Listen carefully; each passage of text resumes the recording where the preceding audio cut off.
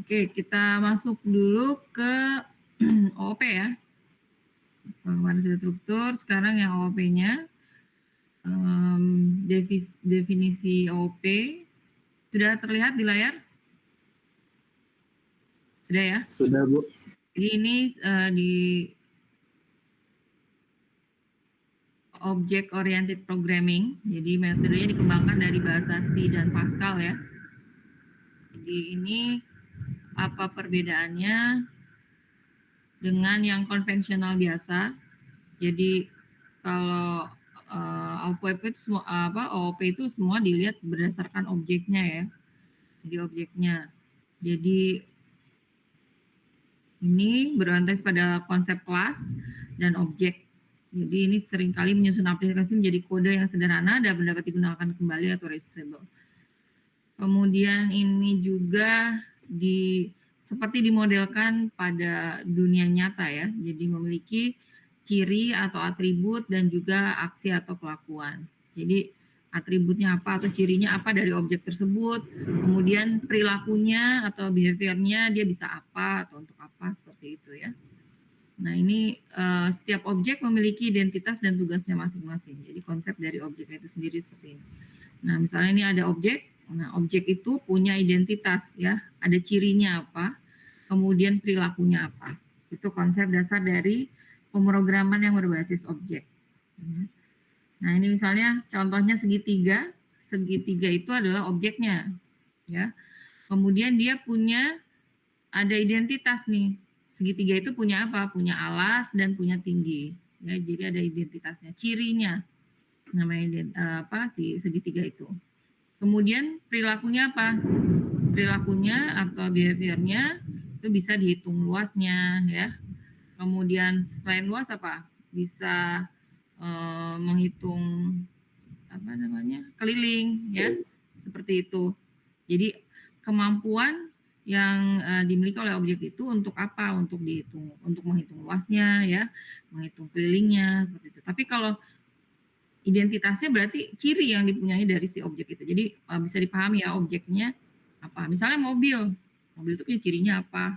Misalnya mungkin dilihat dari warna atau merek, misalnya kayak gitu, ya. Kemudian perilakunya apa dari mobil itu? Yang baru masuk nih, dulu ya. Ahmad Fauzi ya. Hadir Bu, hadir Bu. Muhammad Fauzi, oke.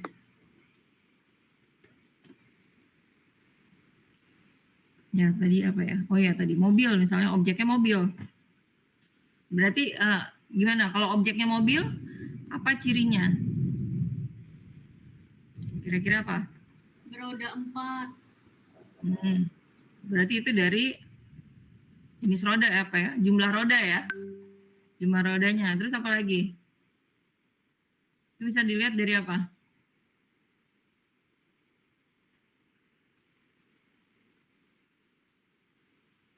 Punya merek nggak objeknya? Punya. Punya warna nggak? Ada, misalnya kayak gitu ya. Jadi apa ciri dari si objek tersebut? Kalau perilakunya gimana? Mobilnya bisa apa? Perilakunya gimana? Objek tersebut bisa apa? Bisa bergerak. Ayo. Objeknya mobil. Kira-kira bisa digambarkan describe-nya gimana nih? Dari objek mobil. Ada yang mau share? Jawabannya gimana? Apa yang Anda konsep objek dari mobil misalnya seperti itu? Atau kendaraan roda 4 ya? Lebih iniannya lagi.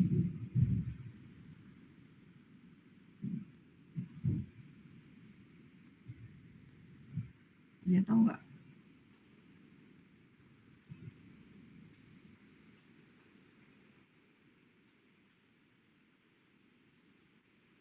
Gimana? Ada yang tahu?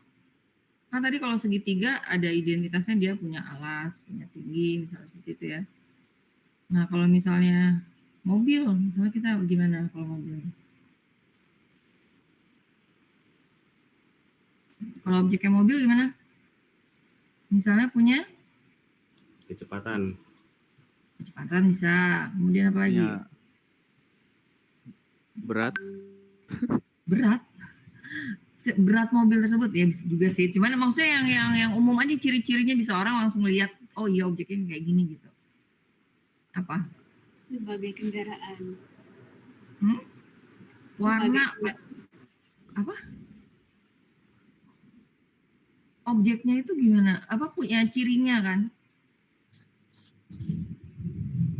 Atributnya apa sih dari si mobil tersebut?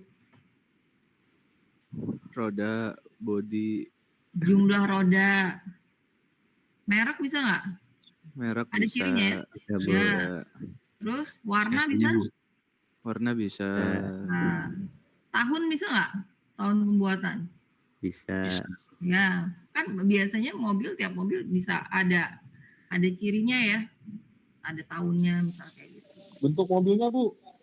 Bentuknya kayak gimana bentuk? Maksud bentuknya gimana? Bentuknya kayak gimana? Emang bentuknya kayak gimana? Bentuknya ya mobil, Bu. Oh, bentuknya mobil. Ya maksudnya kayak gimana cirinya? Kan kalau misalnya warna, oh iya warna ada merah, kuning, hitam misalnya kayak gitu kan ya. Kalau tahun pembuatan misalnya. Bisa aja kita definisikan misalnya tahun pembuatannya 2020, 2018, 2023 misalnya kayak gitu ya. Dari atribut tersebut. Kemudian kalau dari apa namanya? Apa tuh yang kadang suka bukan kecepatan ya, kalau yang 2000 cc ya, bisa nggak? Nah, itu kan Kalau atribut ya. tipenya gimana, Bu? Ciri khasnya. Tipe mobilnya. Tipe mobil maksudnya Kayak itu, SUV, ada sedan. Oh ya, bisa itu juga ya. Oh, terus apa lagi? Dah. Nah, itu adalah dari apanya? Dari atributnya. Ya. Dari atributnya. Terus sedangkan metodenya atau apa perilakunya dia bisa apa? Mobil bisa Melaju. Berjalan. Maju, misalnya kayak gitu ya, ngebut misalnya kayak gitu. Apa yang bisa dilakukan dari si mobil tersebut? Kalau misalnya dimasukkan ke dalam program, misalnya Pak O misalnya menampilkan info dari mobilnya, misalnya perilaku bisa seperti itu. Ya metodenya apa? Oke, siapa aja tuh tadi yang sharing ngasih jawaban ya? Biar semangat lah di tengah hujan. Sebutin namanya. Siapa aja tadi yang sudah joinan ngomong? Dimas Ali Maskur. Ya, soalnya ini kan ketutup ya saya ini. Dimas, siapa lagi? Tadi kayaknya ada suara perempuan juga. Jaki. Ya. Muhammad Jaki Putra Sobari. Iya, terus siapa lagi? Muhammad Rifat. Alia. Muhammad Rifat. Siapa lagi? Naufal. Muhazizib. Terus apa lagi? Udah? Percaya aja saya, soalnya ini kan ketutup tadi tuh. Itunya saya nggak tahu nih. Melisa udah, Bu, Melisa. Melisa nggak ada Melisa di sini. Udah Paskalia. Oh, Paskalia depan. Iya. Saya nantinya Paskalia. Udah? Nah, cukup ya. Nah, jadi objeknya itu tadi punya identitas atau ciri lah ya, atribut kalau biasanya dikenal seperti itu. Kemudian juga tadi perilakunya. Oke. Konsep dasar OP itu yang pertama adalah pengkapsulan encapsulation. Jadi seringkali dianggap sebagai penyembuhan informasi, pengemasan data, dan fungsi dalam wadah bernama objek. Ya. Ada public, ada private, biasanya kayak gitu ya kalau di dalam pemrograman ya. Jadi encapsulation memastikan pengguna sebuah objek tidak dapat mengganti keadaan dari sebuah objek. dengan cara yang tidak layak. Ya, jadi seperti itu. Jadi disembunyikan. Jadi seperti ya kapsul lah, disembunyikan ya, encapsulation, pengemasannya. Kemudian ada lagi pewarisan atau inheritance, ya. Jadi merupakan sifat dalam bahasa berbasis objek yang memungkinkan sifat-sifat dari suatu kelas diturunkan ke kelas lainnya. Jadi ini kalau namanya pewarisan berarti ada yang orang tua, ada anaknya gitu ya. Seperti itu, ada induk, ada anaknya. Ya, jadi sifatnya bisa diturunkan ke kelas lainnya. Kemudian yang konsep ketiga adalah polimorfismenya. Jadi konsep yang menyatakan sesuatu yang sama dapat memiliki berbagai bentuk dan perilaku yang berbeda. Maksudnya apa nih? Sesuatu yang sama tapi memiliki berbagai bentuk dan perilaku yang berbeda. Poli itu apa? Banyak ya. Morfismenya, bentuknya. Nah ini misalnya nih, misalnya contohnya bila sebuah burung menerima pesan gerak cepat, dia akan menggerakkan sayapnya dan terbang. Bila seekor singa menerima pesan yang sama, dia akan menggerakkan kakinya dan berlari. Nah, jadi kalau misalnya gerak cepat, kalau yang menerima pesannya itu burung, maka dia akan menggerakkan sayapnya dan terbang. Tapi kalau si singa gerak cepat, berarti dia gerakan kakinya dengan cara berlari. Jadi pesannya sama, tapi bentuk perlakuannya itu bisa berbeda. Itu adalah polimorfisme. Ya. Jadi bentuk pesanannya sama, tapi yang dilakukannya itu bisa berbeda ya perilakunya. Oke. Jadi bisa aja di dalam program misalnya ya perlakuannya bisa berbeda tapi dengan menyatakan sesuatunya sama ya. Oke, ini ada istilah-istilah dalam pemrograman berbasis objek ya. Ada kelas, silakan nanti Anda dipahami atau dibaca ya. Prototipe dari objek dan sebagai tempat mendefinisikan atribut dari suatu objek. Atributnya terdiri dari data member atau variabel dan fungsi metodenya. Oke, itu isinya kelas. Anda Python-nya udah sampai ke situ-situ juga nggak pengaplikasiannya? Belum kayaknya ya? Belum, Bu. Ke objeknya ya. Nah, kemudian ada variabel kelas, ada data member, ya, overloading fungsi, overloading operator, variabel instansi. Kalau sekarang mungkin masih Python-nya masih yang prosedural ya. Jadi belum berbasis. Udah pakai kelas-kelas gitu belum? Apa masih di dalam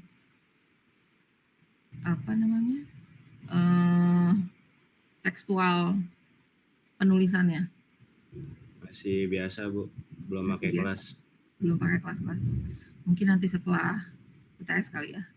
Biasanya sih sampai ke OP-nya. Ya.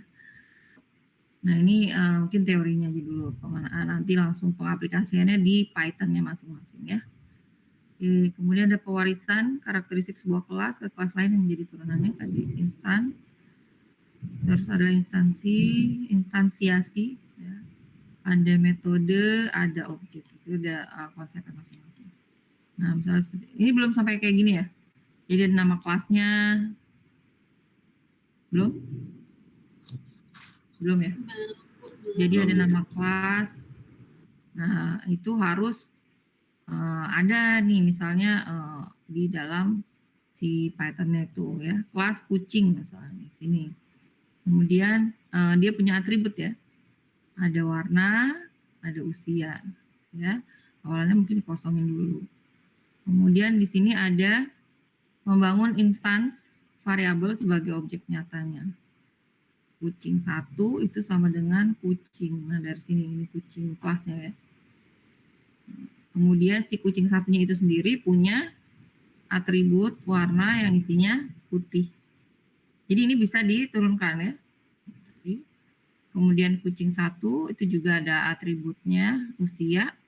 Nah ini untuk kucing 1 ini usianya adalah 1 bulan. Kemudian kucing 2 ini juga masih turunan dari si kucing ini kelasnya. Nah, di mana atribut warnanya itu hitam, usianya 2 bulan. Kemudian yang ketiga ini untuk warnanya kuning, usianya 3 bulan. Nah, bagaimana untuk menampilkannya dari masing-masing atribut dari setiap variabel kucing 1, 2, dan 3, maka dia seperti ini. Jadi menyebutkan atributnya, kemudian tadi untuk variabel yang mana kucing 1, atributnya apa, nah, seperti ini. Jadi apa nih outputnya kira-kira? Print berarti dari kucing 1 apa warnanya? Putih, ya. Kemudian di sini usianya 1 bulan, ya. Kemudian kalau ini kucing 2 warna ini hitam, jadi ambil hitamnya. Kemudian usianya 2 bulan. Agak serem kan ya? Karena saya dekat listrik ini. Bisa matiin. Kucing 3 warnanya kuning. Nah, ya. Berarti di sini usianya 3 bulan, ya. Jadi dia mengambil isi dari atributnya masing-masing, ya.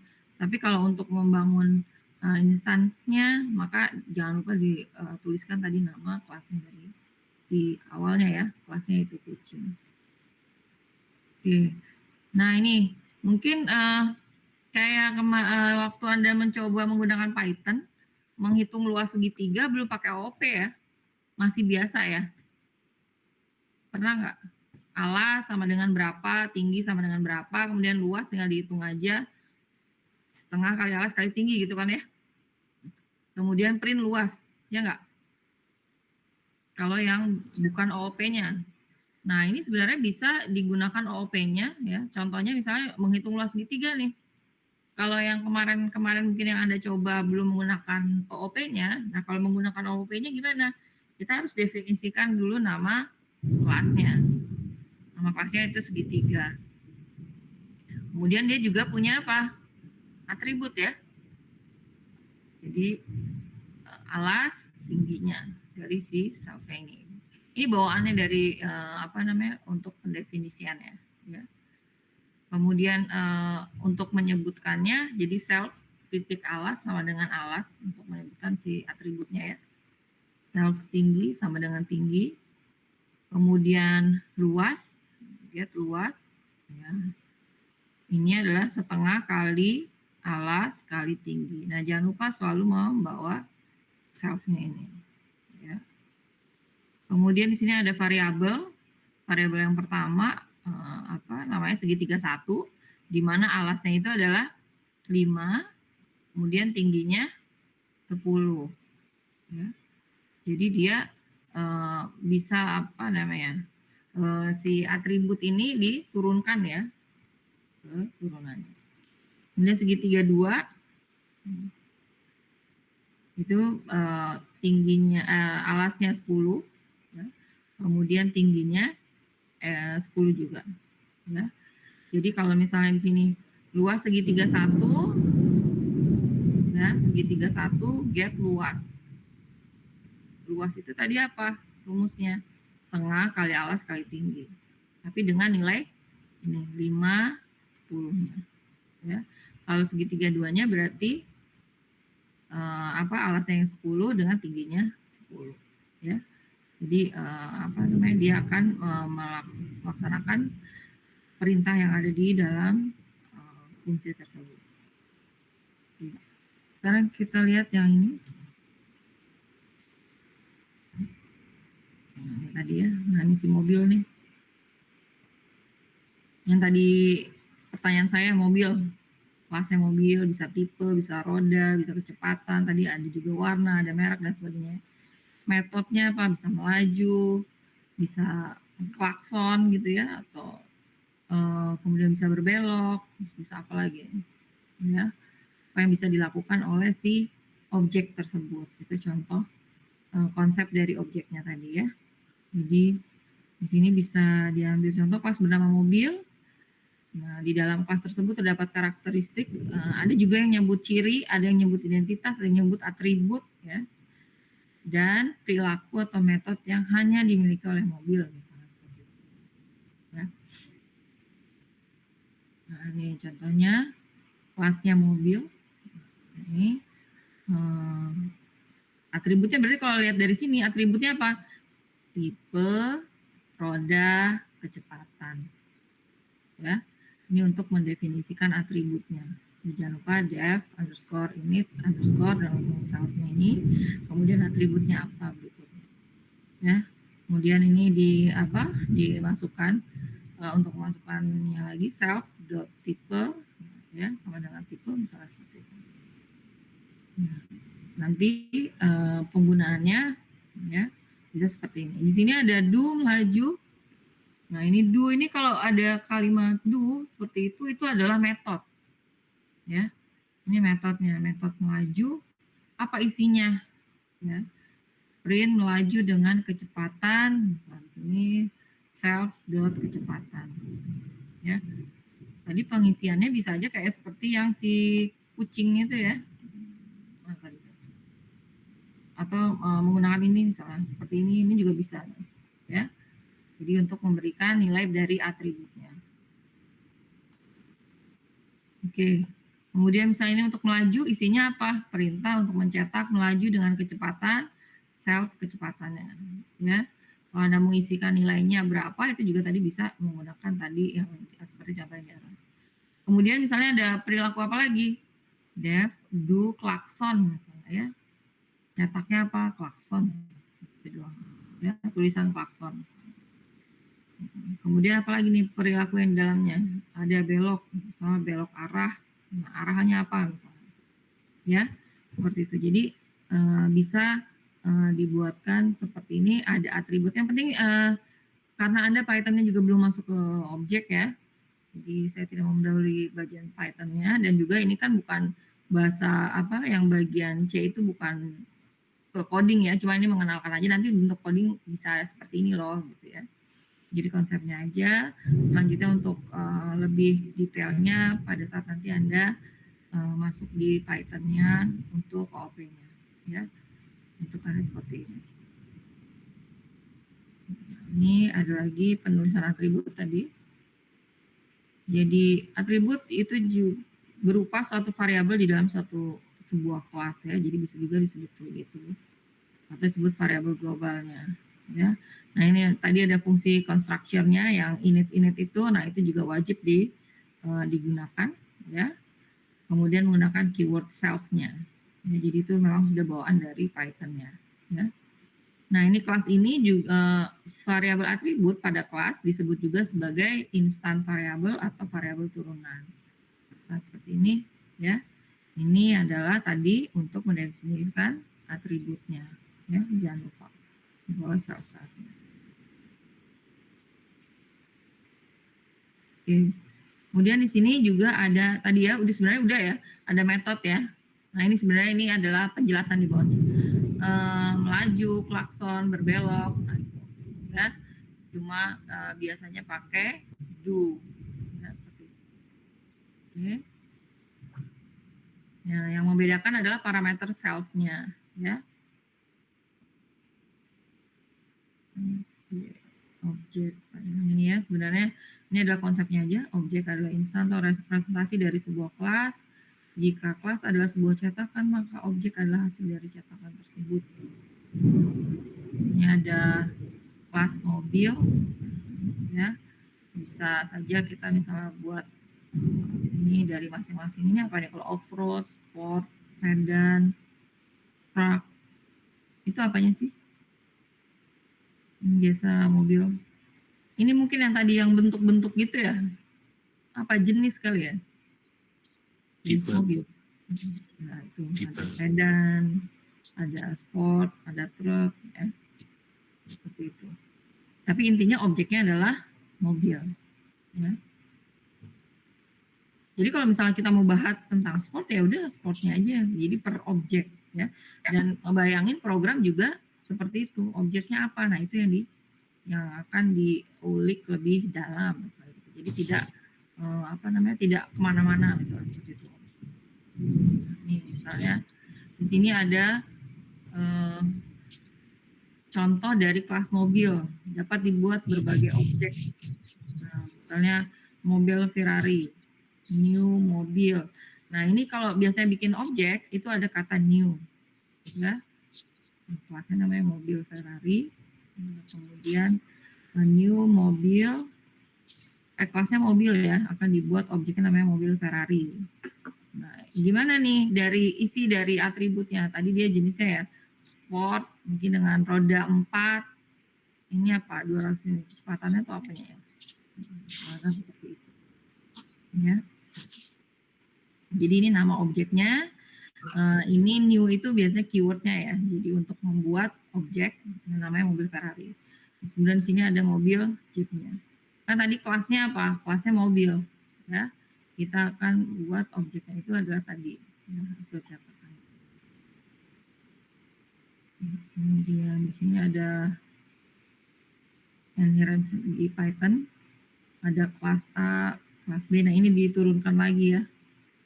Nah, turunan-turunan. Jadi ada induk, ada pewarisan. Jadi kelas yang menjadi pemberi waris dinamakan kelas induk atau kelas basisnya. Sedangkan kelas yang menjadi ahli warisnya dinamakan sebagai kelas turunannya. Ya. Jadi ini B ini merupakan turunan dari A-nya ya. Oke. Sifatnya, nah secara umum kelas turunan akan selalu memiliki sifat dan perilaku yang sama dengan kelas induknya. Jadi dari atributnya sampai ke fungsinya, nah itu sama dengan kelas induknya.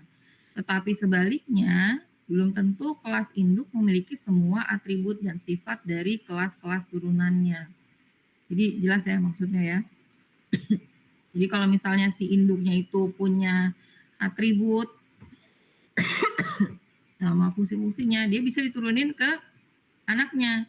Tapi kalau misalnya anaknya itu punya sifat turunan dari orang tuanya, terus juga punya sifat dia sendiri, nah sifat dianya sendiri atau sifat dari si anaknya itu tidak sebaliknya ada di dalam induknya. Ya sama aja kayak kita bayangin ke dunia nyata ya.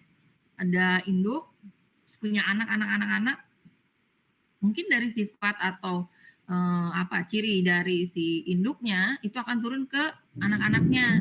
Tapi kan tiap anak-anak biasanya punya ciri juga yang khas gitu ya, selain ciri turunan misalnya gitu. Nah itu belum tentu sama mungkin ya dengan yang belum tentu bisa dimiliki oleh si oleh induknya ya. Oke, misalnya gini, ini contoh sederhana dari pewarisan. Ini ada orang, ini ada 3 buah objek, orang, ada pelajar, ada pekerja. Ada yang baru masuk. Aduh ya. Siapa nih? Abdul Roshid. Rasanya udah bukan Abdul Roshid? Ini udah Abdul Roshid ya? Tadi di absennya sama temannya apa gimana? Abdul Roshid. Oke, dari sini.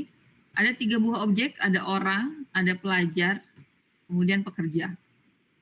Ketiga objek tersebut memiliki sifat dan perilaku yang sama. Contohnya apa? Nama punya ya, orang punya nama, ada pelajar punya nama, asal, nah itu juga ya, pekerja juga punya nama. Kemudian asal, ya. Asal ada, orang ada punya ya, asal dari mana, misal pelajar asal dari mana, kemudian pekerja juga asal dari mana. Kemampuannya adalah memperkenalkan diri. Nah, masing-masing juga bisa ya, memiliki sifat dan perilaku yang sama. Nah, tetapi sebagian objek memiliki ciri khas tersendiri. Misalnya objek pelajar, berarti dia memiliki atribut sekolah, karena biasanya dia pelajar dari sekolah mana gitu ya. Nah, kalau pekerja berarti dia punya atribut tempat kerja. Ya. Kalau misalnya dia nggak pelajar, masa tempat kerja kan enggak ya? Pasti dia punya atributnya adalah sekolah. Tapi kalau misalnya pelajar, atributnya punya nama, ada. Pekerja, nama juga. Tapi kalau misalnya pekerja, ya kan pasti dia lebih identiknya ke tempat kerja ya, dibandingkan dengan alamat sekolah misalnya gitu kan, dia sebenarnya statusnya adalah pekerja. Untuk menyelesaikan kasus di samping perlu ditarik kesimpulan bahwa ketiga objek memiliki hubungan waris. Nah, misalnya objek pelajar sebenarnya adalah objek orang, hanya saja objek pelajar memiliki atribut yang tidak dimiliki oleh objek orang. Jadi sebenarnya apa? ini yang paling tertingginya berarti induknya ya. Orang nih. Orang itu bisa pelajar, bisa pekerja ya. Jadi ini bisa diturunkan. Aduh ini geluduknya gede-gede banget. Di sana ada ini nggak sih? Apa cuma di daerah saya? Sama juga nggak? Badai juga, Bu. Ada juga Sama-sama Bu. petir juga Suaranya juga sama Bu. sama. Iya, ngeri banget. Oke. Tapi kalian nggak ada yang ini kan? Ada yang masih terdampar di kampus? Belum nyampe rumah gitu. Terdampar ke sana ya. Belum nyampe rumah gitu. Ya udah hati-hati lah ya. Mana-mana hujan. Oke, tadi sampai mana tuh? Oke, pelajar sebenarnya adalah objek orang, hanya saja objek pelajar memiliki atribut yang tidak dimiliki oleh objek orang. Pekerja, itu sebenarnya objeknya orang, cuma dia tadi objek pekerja memiliki atribut yang tidak dimiliki oleh objek orang. Nah, berarti dia ini apa? Dia punya apa sih yang tidak dimiliki oleh orang nih? Misalnya tadi kalau yang tadi orang punya nama, punya asal ya, bisa metodenya bisa memperkenalkan diri. Tapi kalau ditanya punya atribut sekolah nggak ya, orang nggak punya gitu. Ya, tadi ciri khasnya dari pewarisan, induknya bisa mewarisi sifat-sifatnya, atributnya ke turunannya. Nah, berarti orang itu turunannya apa? Pelajar, pekerja. Ya, dengan sifat yang diturunkan adalah nama, asal, bisa kayak gitu ya, memperkenalkan diri bisa. Tapi ada ciri khas tersendiri lagi dari si pelajar, yaitu tadi atributnya sekolah, kemudian kalau pekerja atributnya tempat kerjanya, ya seperti itu. Nah, bagaimana ini mengaplikasinya menggunakan bahasa Python-nya, ya? Misalnya ini pembuatan objek orang yang memiliki atribut nama dan asal. Kemudian ada metodenya atau perilakunya yang yaitu perkenalan. Misalnya seperti itu. Nah, biasanya metode itu ciri khasnya seperti ini ya, selain do tadi itu atau pakai apa kurung begini nih ya untuk si apa namanya metodenya atau perilakunya. Ini tadi nama kelasnya itu objeknya adalah namanya orang ya. Kemudian tadi kalau dev, init, self itu apa namanya sudah bawaannya ya, konstruktornya harus seperti ini. Kemudian nama asalnya ya. Untuk mendefinisikannya seperti ini, self dot nama sama dengan nama, self dot asal sama dengan asal. Nah, kemudian di sini ada perkenalan, berarti ini apa? Udah metodenya ya. Dari self-nya, print, ini F, perkenalkan nama saya, self nama dari asal. Ini jadi bisa juga diisikan misalnya untuk inputan namanya siapa, asal dari mana. Nah, itu juga bisa dikembangkan seperti itu ya. Tapi tadi pendefinisiannya seperti ini untuk mendefinisikan atribut atau ciri ya, kemudian untuk satu lagi perilaku. Misalnya ini kelas turunan. Nah, sekarang bagaimana membuat kelas turunannya? Ya, berarti ini turunannya dari tadi kelas orang. Ya. Ini pekerja juga turunannya dari ini, ya. Ini mungkin lebih lanjutnya nanti di ininya ya, Python-nya ya. Karena kita tidak ngoding ya di AP1C itu. Oke, membuat instannya, nah ini misalnya istinya ya. Nah, Andi sama dengan orang, Andi Surabaya. Berarti ini apa nih? Objeknya Andi ya. Jadi objeknya orang tadi, si kelasnya itu orang, tapi dia ada variabel ya, variabel Andi, identitas untuk Andi. Ini dari tadi nama sama Surabaya, isi dari atribut asal, ya. Kemudian ini Andi dot perkenalan. Untuk apa? Untuk fungsi dari perkenalan tadi. Nah, jadi ini apa ya? Perkenalkan nama saya Andi dari Surabaya. Ya. Nah, perkenalannya mana? Tadi mana sih? Ini kan ya.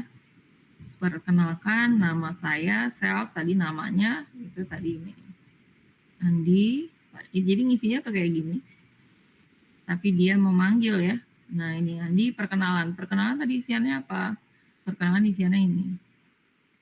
Jadi kalau ada fungsi atau pemanggilan dari si metodenya itu, nah ini apa yang harus dilakukan di dalam metodenya? Ini mencetak, perkenalkan nama saya, self, nama, nah ini tadi nama satu yang ini ya, Andi, kemudian baru asal. Nah ini dari, kemudian baru asal.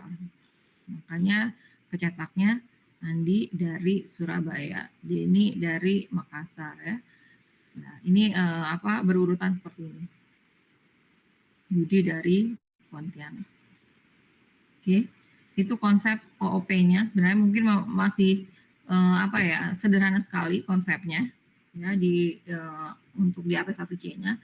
Tapi nanti untuk pembahasan ke dalam codingannya mungkin tergantung dari pengembangannya ya, sampai mana nanti penyelesaiannya atau penggunaan dari objek-objek tersebut. Nah ini yang paling sederhana sih itu aja yang tadi tuh kalian menghitung luas segitiga masih belum OOP ya, tapi ternyata bisa juga dibuat OOP-nya seperti ini misalnya gitu ya. Jadi memang agak berbeda sekali dengan teks atau sintaks yang dilakukan secara tekstual yang selama ini misalnya belum menggunakan OOP-nya ya, seperti itu. Oke. Ada pertanyaan? Ini habis ini kalian ada kuliah lagi? Halo? Ada, Bu. Masih ada kuliah? Terus? Kelas. Kelas.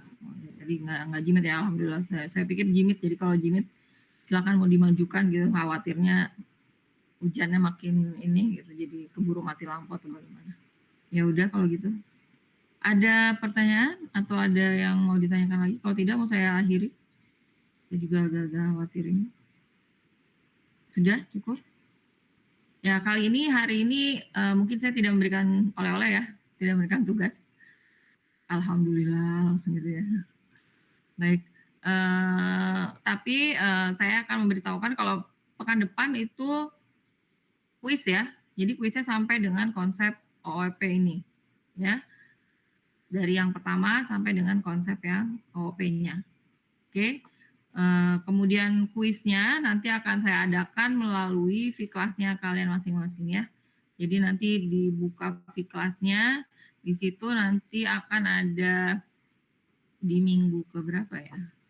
Minggu depan tuh minggu ke-9 ya kalau nggak salah ya.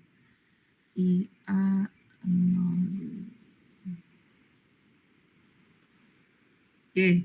Jadi nanti di sini di topik 2 ini saya akan ada M9 karena pekan depan itu M9 ya. Tanggal 28 November. Itu di situ ada kuis gabungan materi. Ya. Jadi nanti ada materi isian materi gabungannya, kemudian nanti di bawahnya itu adalah kuisnya. Kuisnya merupakan materi dari yang pertama sampai dengan konsep yang terakhir tadi. Ya. Tenang aja pilihan ganda, waktunya tapi ada time limitnya ya. Jadi nanti dilakukannya di jam perkuliahan saya. Jadi nggak kemana-mana tuh kuisnya ya. Jadi langsung dikerjakan di jam perkuliahan saya, time limitnya sekitar 50 menit lah ya untuk 40 soal pilihan ganda. Dari setiap pokok bahasan ada yang mewakili di dalam soalnya ya, dari yang pertama sampai yang terakhir. Bahkan itu mungkin juga yang kayak kemarin yang kode antara itu yang tugas kalian itu yang minggu ke-7 ya. Saya lihat sih udah alhamdulillah udah pada bisa mengerjakannya. Kok ini sih salah kan? Di mana ya? Di yang ya aku tutup lagi WhatsApp-nya. Ya yang kemarin dikerjakan ya itu di soal yang mana ya?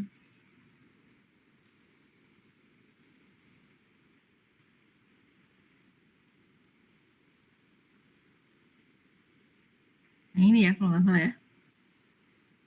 Yang tugasnya kayak gini, dan saya lihat kalian sudah pada bisa. Ada yang kesulitan nggak? Karena itu walaupun pilihan ganda, saya juga mengeluarkannya di dalam apa namanya tugas pilihan gandanya. Ya, sudah bisa kan cari triples, quadruples, postfix, ya. Kemudian apa namanya derivasi misalnya kayak gitu itu juga ada di dalam tugas walaupun di dalam soalnya walaupun pilihan ganda, ya. Oke, jadi pelajarin aja.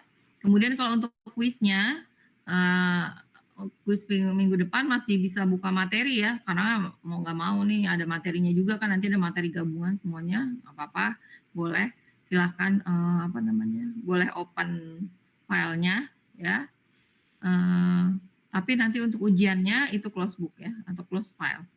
Nanti pada saat luring ujian di awal Desember ya kalau nggak salah. Itu dalam bentuk close book ya. Jadi bentukannya seperti di soal kuisnya ya, bentuk-bentuk itu hampir sama. Oke. Baik, kalau tidak ada pertanyaan, nggak ada pertanyaan nih? Cukup?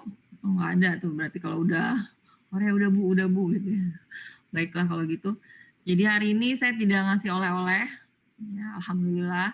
Jadi prepare saja buat pekan depan kuisnya ya. Kemudian juga terima kasih atas pekerjaan pengiriman tugasnya di M7 kemarin, itu saya sudah lihat dari linknya. Dan sebagian besar dan hampir sebagian besar malah ya. Sebagian besar itu betul dan saya harap itu bukan hanya asal tulis saja tapi juga memahaminya. Jadi ketika nanti ujian close book kalian bisa mengerjakannya ya sendiri-sendiri, karena kalau ujian kan sendiri-sendiri ya, seperti itu. Oke, baik teman-teman, kalau tidak ada pertanyaan saya akhiri, nanti materinya saya akan kirim lewat privat ya. Oke, saya rasa cukup, terima kasih semuanya. Nggak ada lagi yang komen? Nggak ada yang mau tanyakan?